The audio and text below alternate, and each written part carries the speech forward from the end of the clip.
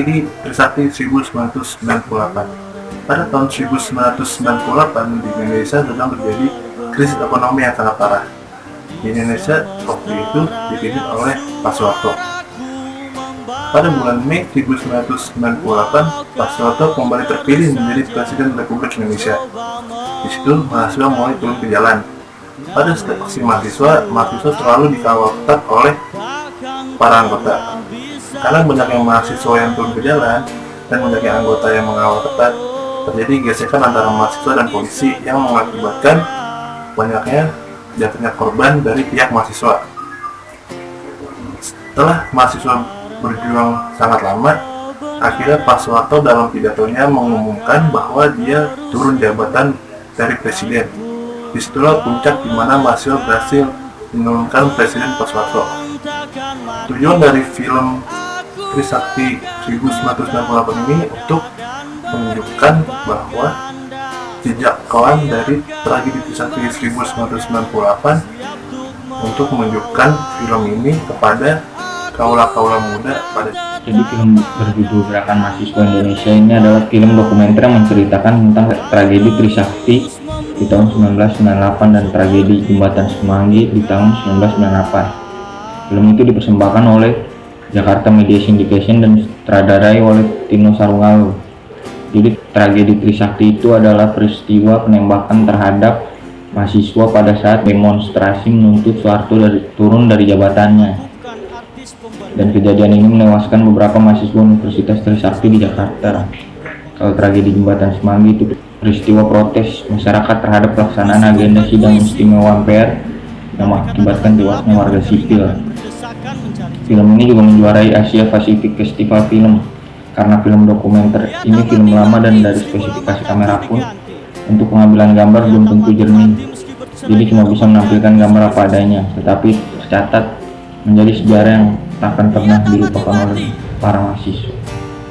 Saya di sini ingin mereview film tragedi Trisakti 1998. Jadi menjelang jatuhnya Soeharto, Jakarta diwarnai merah daerah mahasiswa tanggal 12 Mei 1998. Beberapa mahasiswa Universitas Trisakti menjadi korban penembakan aparat, di mana hal tersebut memicu timbulnya gelombang kerusuhan yang memakan ratusan nyawa. Kondisi negara menjadi tidak stabil dan timbul gonjang-ganjing yang berakhir pada lengsernya presiden kedua Indonesia, yaitu Soeharto.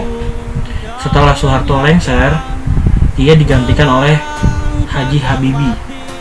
Dan disinilah babak baru sejarah yang dikenal dengan sebutan reformasi dimulai.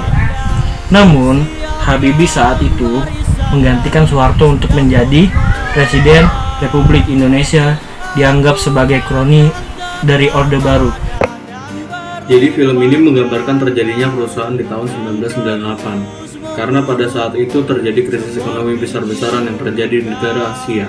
Terlihat di dalam video, seluruh mahasiswa turun ke jalan untuk menyemarakan aksi ketegakan keadilan dan meminta Soeharto untuk turun dari jabatannya karena sudah terlalu lama menjabat sebagai presiden. Terlihat di dalam video aksi tersebut, para mahasiswa membawa tulisan-tulisan yang berisikan tentang amarah mereka karena banyaknya kasus-kasus yang terjadi di negeri ini. Aksi semakin ricuh dan akhirnya bentrokan tidak bisa terhindarkan. Sang kameramen pengambil gambar di video tersebut pun terlihat kewalahan karena bentrokan yang terjadi sangatlah besar, sampai pihak keamanan harus menembakkan gas air mata dan tembakan peringatan. Terlihat pula banyak korban yang berjatuhan karena bentrokan tersebut. Film tragedi Jakarta 1998 dibuat dari berbagai sudut pandang seperti keprihatinan terhadap tragedi tersebut dan akan menjadi pembelajaran bagi masyarakat pada zaman reformasi sekarang. Film ini dibuat bertujuan untuk menimbulkan jiwa nasionalis kepada masyarakat luas. Pesan yang kita bisa dapat dari film tersebut bahwa para pemimpin itu harus memimpin dengan secara adil. Jangan ada istilah KKN. Apa itu KKN? Korupsi, kolusi, nepotisme. Di dalam negara kita ini jika seandainya penulis hidup di zaman tersebut sebagai mahasiswa, penulis akan melakukan aksi demo tersebut tidak dengan cara yang anarkis. Karena jika melakukan dengan cara yang anarkis, akan membuat kerusuhan dan merugikan masyarakat banyak. Jika penulis sebagai ABRI, penulis akan melakukan pengamanan yang baik, tidak melukai demonstran, sampai-sampai menembaki demonstran dengan peluru tajam.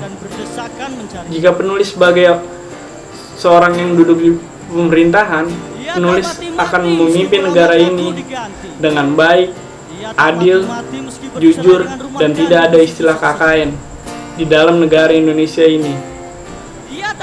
Film ini sangatlah menarik karena dari segi pengambilan gambar yang langsung terjun ke tempat kejadian, yang seolah-olah membawa penonton merasakan langsung peristiwa tersebut, dan juga dari segi pengambilan efek suara, lagu-lagu nasionalis yang membuat penonton terbawa alur cerita dari film tersebut.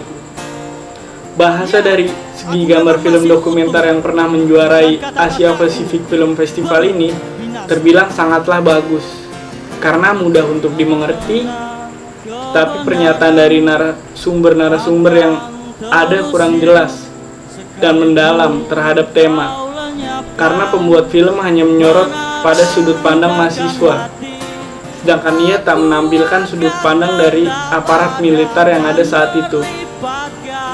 Film ini dapat menjawab rasa keingintahuan dari penonton yang ingin mencari tahu tentang hal-hal yang terjadi selama kerusuhan tahun 1998, mulai dari awal terjadinya kerusuhan, puncak kerusuhan, hingga berakhirnya kerusuhan tersebut.